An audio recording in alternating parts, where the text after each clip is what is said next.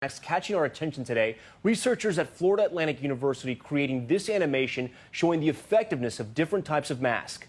They used a mannequin to simulate coughing or sneezing and a laser to detect how far the droplets travel, 8 feet with no mask. They tested several kinds of masks, a single layer bandana, the droplets went 3.5 feet, an over-the-counter cone-shaped mask about 8 inches, and the homemade 2-layer quilting cotton mask, the best one so far, only 2.5 inches.